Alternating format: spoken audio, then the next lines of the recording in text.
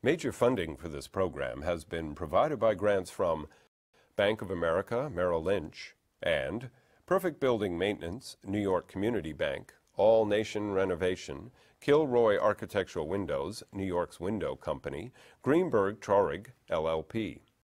Additional funding has been provided by grants from AVR Realty Company, LLC, Briarwood Organization, Capital One Bank, C.B. Richard Ellis, Cushman & Wakefield, Dime Savings Bank of Williamsburg, Eastern Consolidated, Hal Fettner, Durst Fettner Residential, Stephen Napolitano, First American Title Insurance Company, Friedman, LLP, Gemini Real Estate Advisors, LLC, Genova, Burns and Gian Tomasi, Grubb and Ellis, Investors Savings Bank, Jack Joffa and Associates Real Estate Consultants, James D. Kuhn Real Estate Institute at Syracuse University, Madison Realty Capital, Markham, LLP, Marcus and Millichap Real Estate Investment Services, Margolin Weiner and Evans, LLP, Massey Knackle Realty Services, M&T Bank, Meridian Capital Group, The Moynihan Group, Newmark Knight Frank, Orphanides and Associates, Siami Development, Inc.,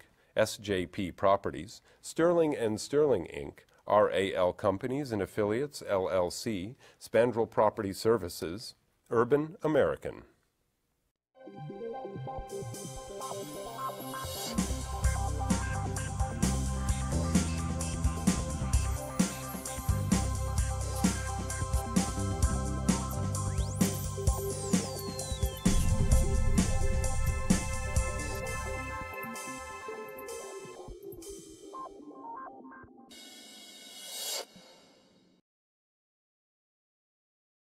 So here we are in the fall of 2010.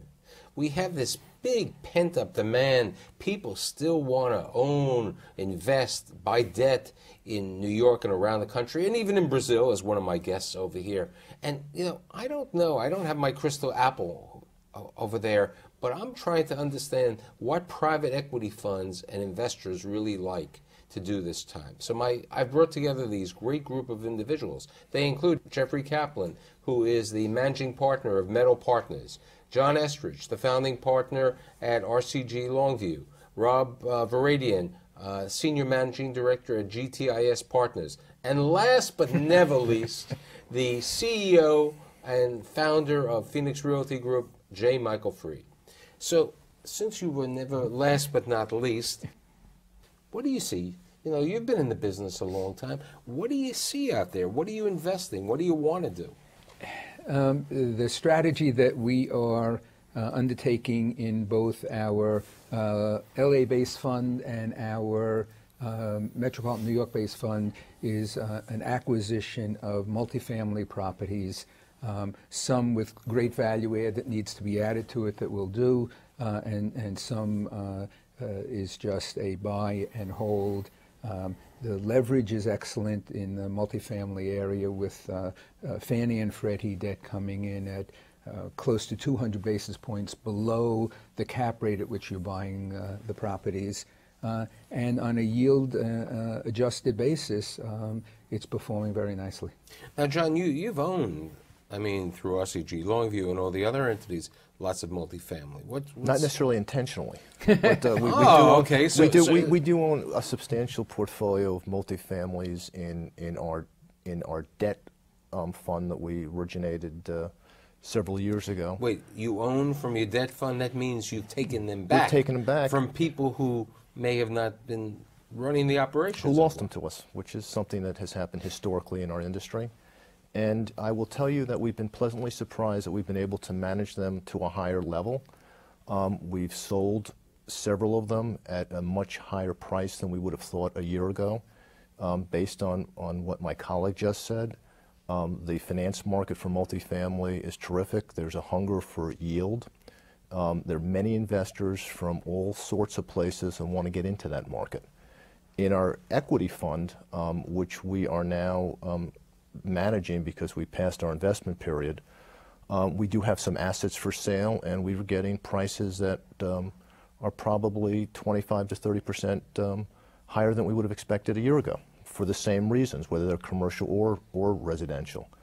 So we're pleasantly surprised. Jeff?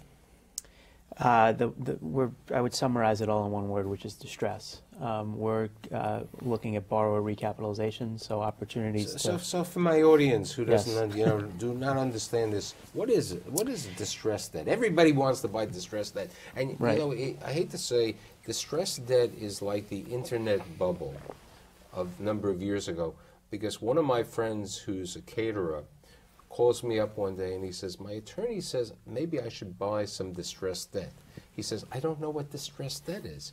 And when, it's like people were talking about being day traders a number of years ago and everything else. So what is distressed debt, and what goes into owning distressed debt? Well, first of all, tell him not to, please, on behalf of all of us.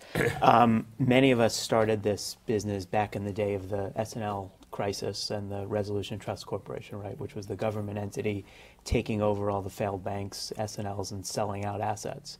And basically, it's that all over again. What we're seeing today is not too dissimilar from the early 90s.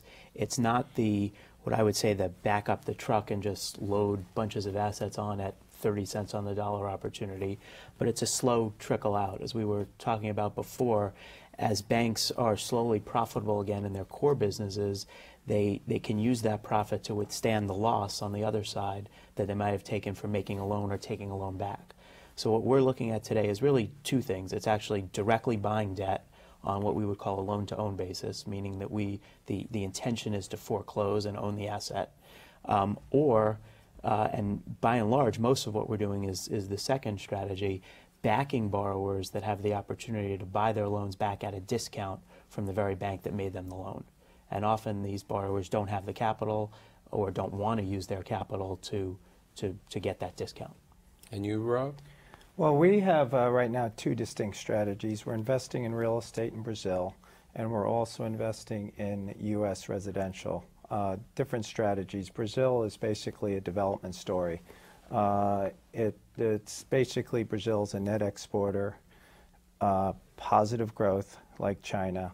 It was a very low leverage society, so it didn't experience the financial shocks a lot of the developed world did. Trade surplus, budget surplus, and investment grade. So we're really capitalizing on the development opportunity down there in primarily the residential, office, and industrial space. Now, the U.S. residential strategy is more of a distressed opportunity. Housing, as we all know, went up by 50%, declined by 35%. Most of that uptick in the land was from regional banks having A&D and construction loans, way over-levered. And there's a lot of opportunity for disposition, unlike cash flowing assets, because land is a cash-eating asset, so the banks aren't really prepared and willing to hold it as much as, say, an office building. The other angle and situation going on is the industry, outside of a few publics, is starved for capital. So with those two dynamics, we're seeing great opportunity to make opportunistic returns. You bring up a very interesting point with regard to land. And John, in another is also Estrich and Company. 2 years ago or a year ago, you couldn't get any bank to finance a piece of land. Land was worth, it was worth something, but it was worthless. Today, certain people who have a lot of money really have said, maybe I'll just buy that land, I'll hold it because I can't own that asset at this price, or one day there's going to be development. Have you looked at buying land? I think it's an interesting opportunity to do some land banking today. We're investing our first fund right now, and it's really focused. It's not focused on development, simply put. Our version of that land trade, if you will, is a failed condominium development, which we have been doing. So we bought, for example, the loans on a condo project that was 80% complete. We'll come in, finish it, and resume marketing. Is that the one in Staten Island? That is the one in Staten Island. And we're in that deal at a discount of, between 50 and 75% of what the original basis was. Now, you've been involved with failed condos? Yes. We bought more than half of the units in a completed property in Palisades Park on a buy at a huge discount to the sale price, operate as a rental property, and when the condo market comes back, roll it in. And we were buying at about $230 a foot. There have been some sales recently at the $400 level, so the strategy in that case worked. And we just will continue to operate those properties for a couple more years as a rental. Let's bring both subjects to you, both land and also the failed condo world. Listen, on a fund basis, we've been involved in everything, sometimes intentionally, sometimes not intentionally. But in terms of condos, failed condos, we recently took back, not recently, several months ago, in a structured workout, a terrific site in Williamsburg on North 11th Street. This is a very controversial, very difficult situation, 122 units. And we ended up buying out the senior loan because we had the mezz. And we recently got every penny back on our senior position because they've been selling these units at the right point at, around $550, $600 a foot. So, if you can get these projects at the right number, they will work if you can sell them at that right dollar per foot. On the land side, listen, as you said, in 08, 09, that word was certainly never uttered in a debt basis. And even on a entrepreneurial basis, nobody wanted to touch it. Somewhere around, the end of 09, really December 09, obviously beginning of 10, it all began to change. The lights went off in everybody's heads, especially in the lending community. Bottomed out, things aren't as bad, economy improving. So yes, there's been several notable purchases of land. Obviously, Durst Fenton bought a big piece. Obviously, CIM bought the Drake site, and there's been other sites bought around town, as well as in Brooklyn. You can get them leverage, but it's very difficult, and the sponsor has to be the best. And even with that metrics, you would probably be only looking for less than 50% on acquisition, but very difficult to still buy. You both, in different aspects, talk about debt, equity. Jeff spoke about, taking a failed condo, working with a developer. How about, are you interested in people coming to you for money in failed condos or to buy out their debt today? We've shied away from dealing with a developer in a distressed situation and would rather just buy real estate, just buy existing operating multifamily property, hopefully with a value add that we can bring to it, because we're both investors and operators. So on most of or about half of what we buy, we don't have an operating partner. We're just operating it ourselves and adding the value to the properties. So we haven't. We have the ability in both of our funds to buy debt. The opportunity hasn't arisen that gives us something that we know we can convert in a reasonable period of time to an operating multifamily rental project. What about you, Ron?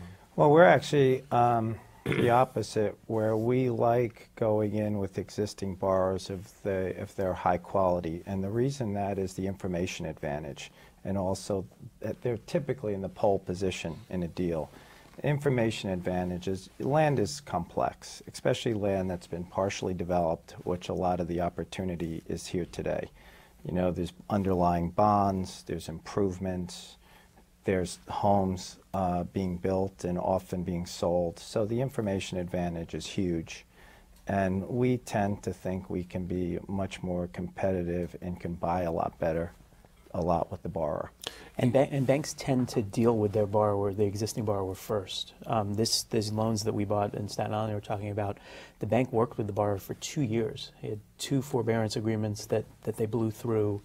They wound up keeping a hard deposit from him in an effort to buy his loan back. It took 2 years for them to decide, hey, this guy's a bad guy, let's just go sell the debt rather than working with him. Actually, I think I know the guy. Like I told you he was know a bad you guy. do. I got that reference from one of your guys. I knew that. I'm Thank you. certain- By the way, you have no idea. No, you definitely know the guy. Yeah, I So definitely know the here's guy. another question. You know, we're talking about different type of asset class and different investment.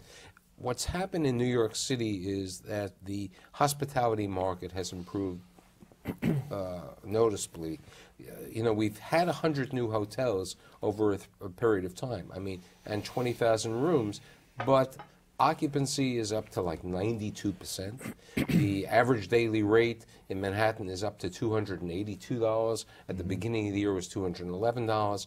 Now, you have a hotel now. Would you invest? I mean, this is going to be a brand new hotel. There hasn't been a new hotel in Harlem 60 years. in 60 years, and you know there have been many discussions of other hotels being open, but this is the only one that's opening up in Harlem, and it's also a boutique, you know, with the Aloft name, which is one of the Starwood properties. How do you and how do the rest of my guests look at the hospitality market today? The hospitality industry has always been a business more than it's been real estate. Unfortunately, most people in the real estate business always get themselves entangled in the hospitality industry before they kind of figure that out, even though it's always been that way. We have expertise in our company that is very much dedicated to hotels that know that product. You know, we feel very confident that our hotel in Harlem will be successful. To get involved in more hotels, once again, RCG will always look at something depending on what the basis is. If it's a low enough basis, we believe that almost anything could work. Now, we're not so sanguine on land, obviously, because you never know with land. But if anybody brought me a hotel at a per key number that I thought was safe, sure, we would do it. Jeff, in your former life, you owned a lot of hotels. We did a lot of hotels. I tend to agree with John that you know, if we're looking at an office building, you had a 5-year lease, you would think that was short. Yet on the hotel side, your tenant leaves every morning. And so it's very much an operating business that, for whatever reason, is considered real estate. Having said that, we haven't done any hotels yet. I've looked at a few and would absolutely look at them and do them. I think my concern, my wariness would be with some of the outer locations, particularly in some of the outer boroughs. There was an article in the paper today about hotels in Brooklyn, and I was shocked at how many new hotels, small individually, but I think, you know, the number of rooms adds up significantly. In areas that you would never expect. Right. Right. You know, the situation with the hotels, Long Island City was, they built a lot of hotels because people were going there because of the price differential from staying into Manhattan. Then when the price differential changed, people said, why do I have to go to Long Island City to go over there? You know, Harlem is a different case because it's a community and people want to be in Harlem. It has a vibe and something like that. I mean, some of these locations in downtown, in the article that said, and I've written articles about it, I wouldn't want to be in certain parts of Brooklyn, or, you know, they talked about when the Yankee Stadium, what happens when the stadium's not being used? It's not going to be for the bar mitzvahs that are going to be at the stadium. How about you? You've ever been? I found a foolproof way not to lose money in hotels. My only involvement is as a guest. So that's the only way in which I'll become involved in a hotel. You, over your different years and different careers? You know, we have, we've invested in hotels. We own hotels. We're not investing them currently. I don't think it's really a judgment on the opportunity, but more that we're focused in other areas right now. You know, so we've spoken about the hospitality asset class. We've spoken about the multifamily. We've spoken about land. We haven't spoken about two other asset classes, and I think we have to: the office market and the retail market. Your thoughts? You know, we mentioned inside when we were speaking. I am not involved in either the office or the retail. Our funds are purely multifamily. But anecdotally, we spoke before about 3 years ago, there were a huge number of vacancies on Madison Avenue between 60th and 86th Street. And I was surprised each day going home from work, seeing the number of stores that were closing and not being relet in a very short period of time, as has been the history over the 20 years before that. And now I'm seeing just the opposite. I'm seeing store after store being ensconced in a new advertising front while they're doing work on fitting out new storefronts. We know that Ralph Lauren just opened up a huge flagship on 72nd But Street. you know what? Flagship advertising in a variety of reasons. You know, that's a flagship. It's a different situation. Well, that's what Madison Avenue is. Right, but and Madison Avenue is. But we were talking prior about Harlem.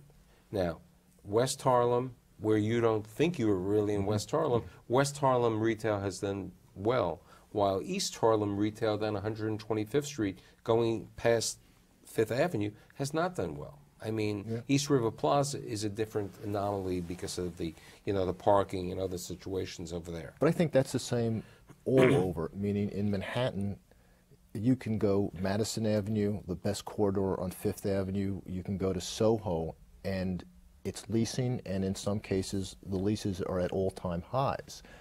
On the Madison Avenue corridor, and I certainly remember, the vacancies, a lot of people thought, rightfully, wrongfully, that some of the owners, and there are 2 or 3 owners that own a lot of that stuff, were keeping them vacant because they couldn't get their numbers.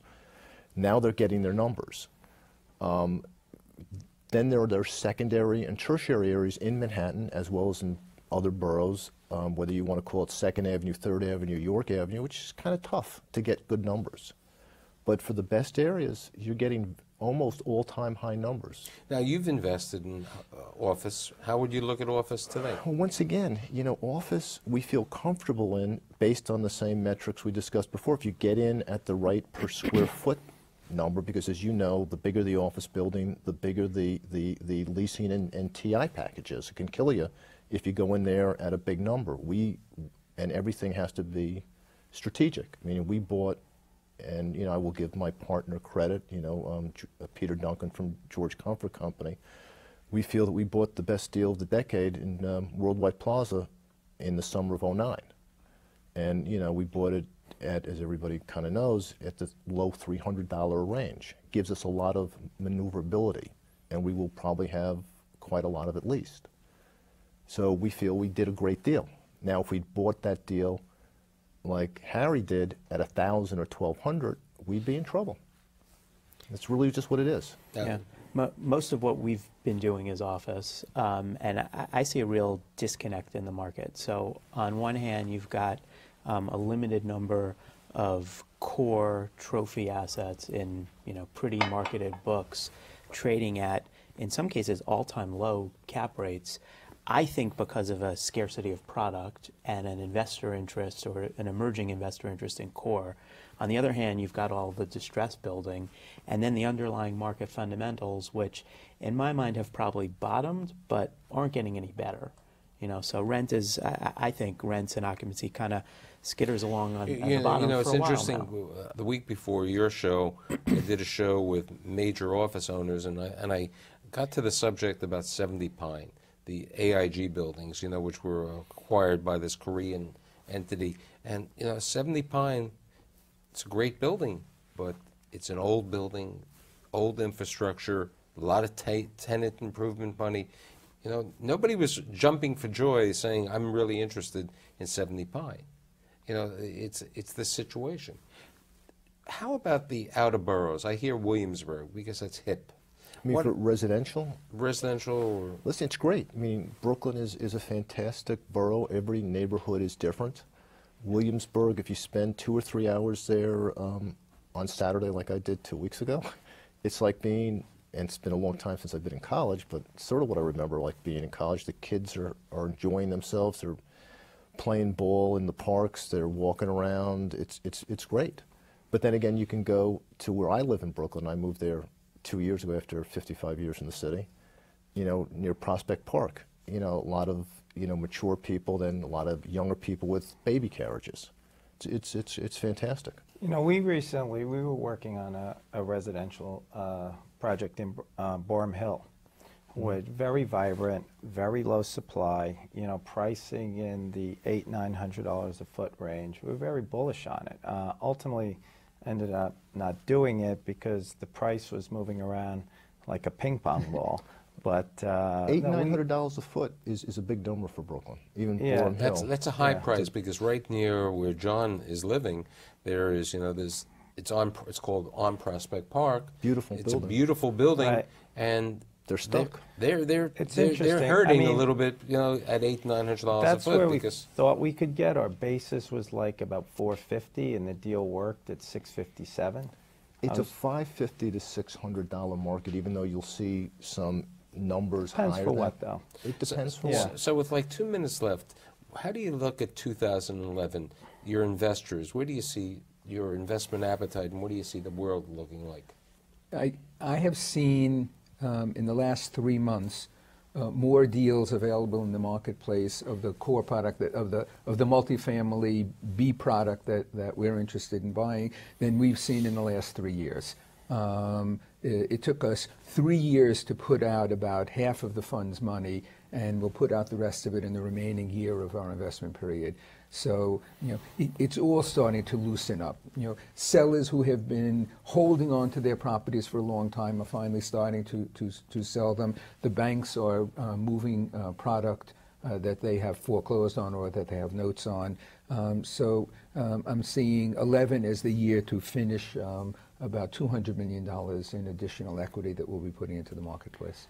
In the residential land strategy we have, it's sort of the opportunity has changed. Interestingly enough, unlike some of the cash flowing assets, the '09 was the year you could really buy extraordinarily cheap. The opportunity then, we were buying finished improved lots for about 50 cents on what of the improvement cost, giving no value to the land. I mean, so with those kind of properties and assets, it becomes a matter of when, not if you're in a good community. Quick 15 seconds. You. I'm very optimistic, but with the caveat that there's a lot of problems in the general economy that at any given notice could hurt you. Jeff? I'm in the enviable position of not having any legacy assets, so I can just focus on investments, and I think it's going to be a great year. I think this slow trickle of selling by the banks continues. So I know that in 2011 I'll have you back. I'd like to thank Jeff Kaplan, John Estrich, Rob Varadian, and J. Michael Fried. See you next week.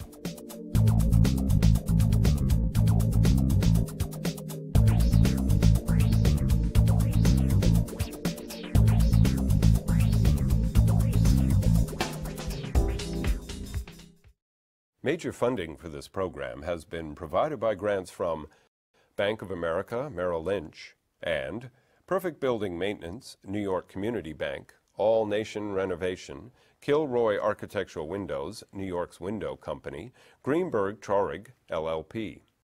Additional funding has been provided by grants from AVR Realty Company, LLC, Briarwood Organization, Capital One Bank, C.B. Richard Ellis, Cushman & Wakefield, Dime Savings Bank of Williamsburg, Eastern Consolidated, Hal Fettner, Durst Fettner Residential, Stephen Napolitano, First American Title Insurance Company, Friedman, LLP, Gemini Real Estate Advisors, LLC, Genova, Burns and Gian Tomasi, Grubb and Ellis, Investors Savings Bank, Jack Joffa and Associates Real Estate Consultants, James D. Kuhn Real Estate Institute at Syracuse University, Madison Realty Capital, Markham, LLP, Marcus and Millichap Real Estate Investment Services, Margolin Weiner and Evans, LLP, Massey Knackle Realty Services, M&T Bank, Meridian Capital Group, The Moynihan Group, Newmark Knight Frank, Orphanides and Associates, Siami Development, Inc.,